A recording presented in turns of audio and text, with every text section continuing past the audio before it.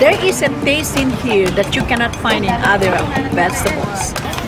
And the more you eat, the more it's become tasty and you keep on, asking for it. What this farmer in Hawaii is talking about is not a vegetable, it's a tree.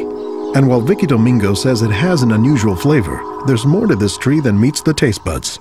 You keep on eating and eating and you can feel your body is more energetic, more healthy, and you can see the difference. You're not dropping, you keep on, just so active.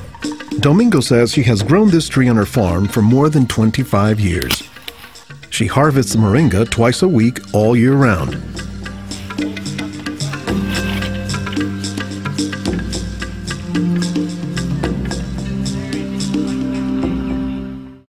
Domingo says there are many nutritional and medicinal uses for moringa.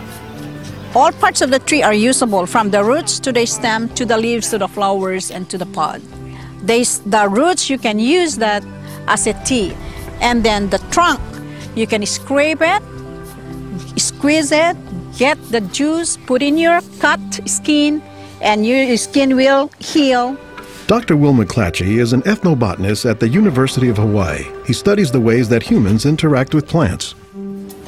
Moringa is one of these trees that is a multi-purpose plant that fulfills such a high percentage of kind of basic needs that when people get used to using it, they really can't see what it's like to live without it.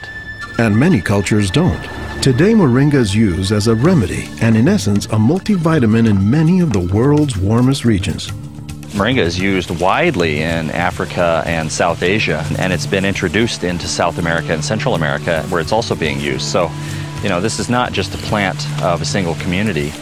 This is a plant that really does do extraordinarily well in some of the most difficult areas, in areas that are very hot, areas that are very dry, areas where other things are very difficult to cultivate. I don't think they're actually the most attractive tree. They're more a tree that you look at and you sort of love the way you love a scruffy friend or a scruffy dog, because the branches sort of splay here and there, and they get burdened down with huge quantities of fruits on them. And that's actually what makes the tree so remarkable, is that it's such a generous tree. And that's because people have found multiple uses for so much of the tree, including its seeds.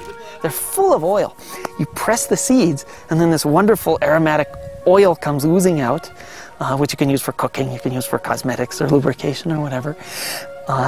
And the cake, the press cake, the stuff that's left over after pressing the seed, that is what's used for water purification. Water purification, Olson says, is especially useful in developing countries where clean water is hard to come by. But the benefits don't stop there. Some of the things I think are most exciting about moringa is, for example, the high vitamin content. There's a lot of vitamin A in the leaves. And worldwide, that's a problem. A lot of people have problems in development of their eyes because they don't have enough vitamin A.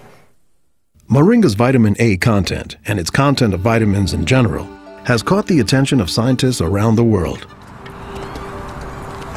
So I started to read about moringa, and I was absolutely amazed about the richness in nutrients, in many antioxidant compounds, in vitamins. Dr. Monica Marcoux is a pharmacologist who has studied many plants. She has done extensive research on moringa and says it has significant nutritional potency. This subject is one of the topics of her recently published book, Miracle Tree. To me, it was just a natural pathway from my scientific background and my love for trees to writing this exciting book on one of the most exciting and extraordinary trees of our world. Marcoux spends much of her time looking at trees and plants, both as a pharmacologist and as an artist. While Marcoux, the nature photographer, is grabbing shots of plants, Marcoux, the pharmacologist, says she has a bigger concern. We are having an epidemic of cancer and cardiovascular diseases and many other chronic diseases. It's because we basically do not eat what we are supposed to eat. Most of the plants are famous for a particular type of nutrient, like for instance the orange or the lemon is famous for a high content of vitamin C. The spinach, for instance, on the other hand, is famous for its iron content. Moringa is very unusual because this single plant contains a wide variety of nutrients, but also in quite very high amounts. Marcoux says this concentration of nutrients combined with low calories and low sodium content makes moringa an ideal energy food or supplement that can help offset the typically unhealthy Western diet. Many of the Westerners are also deficient in antioxidant and anti-aging substances that are mostly found in plants. Antioxidants, according to the National Institutes of Health, protect the body's cells and may prevent cancer. And Marcoux says moringa is a treasure trove of antioxidants that happen to work hand in hand. Antioxidant substances and antioxidant vitamins work together in the body. For instance, it's known that selenium works better in the presence of vitamin E. Moringa has high amounts of selenium and has also vitamin E. Moringa is well known for being a good source of leafy green vegetable protein. And you don't get a lot of protein out of many vegetable foods other than like beans and things like that. So getting it out of the leaves is really a big deal. And while there are a few other plants like soy that are protein rich, Olson says moringa is special. I have a lot of food allergies. I'm allergic to wheat, I'm allergic to eggs. Soy tends to be a fairly highly allergenic food. It causes allergies easily in many people. We think that this is because of the form that some of the proteins are in soy. They're apparently in a form that's very simple and fairly easy for the body to assimilate in moringa. According to the United States Department of Agriculture, moringa contains 18 of the 20 amino acids, building blocks of proteins that are found in the human body.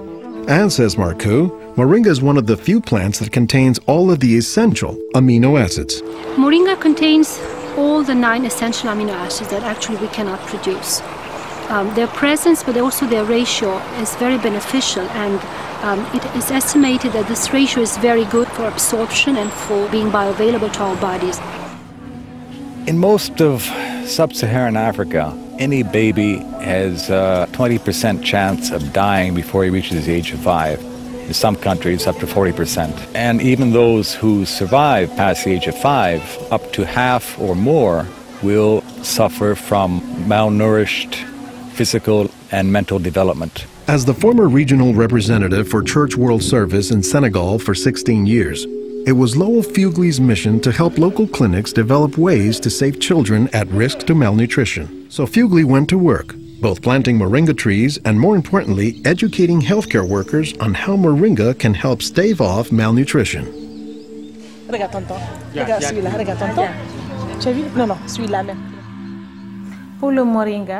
I was trained in 1998, and right away we saw the virtues of using moringa because of its very high nutritional value. So we began using it right away on an experimental basis. Healthcare workers learned to grow their own moringa trees, dry the leaves, and pound them into powder, maintaining all the nutrients. Nursing mothers were taught to add a spoonful of moringa to their food morning, day, and night to increase their milk production. They were also told to add moringa to all of their family's meals. As people changed their habits, Fugle says the results were clear, especially among children. They'll look happier, they'll have more energy, they'll smile. When they came to the clinic, limp, eyes drooping, no energy. And within 3 weeks, you see them bigger, healthier, and smiling. We observed that it was much, much more effective than the classic system we had been using, which was based on imported and costly products, such as milk powder, sugar, and vegetable oil. With moringa, people can go into town and find it themselves. Our diets are pretty bad, although they are improving. But one of the reasons they're improving is because we're starting to adopt more and more of these kinds of plants. I've been in villages where the only trees that survive and grow well are Moringa oleifera, which is really amazing when you consider how many useful things the tree provides. Moringa it comes very close to being a perfect source of nutrients in terms of variety and concentration. So that is, I think, very unique about this moringa tree.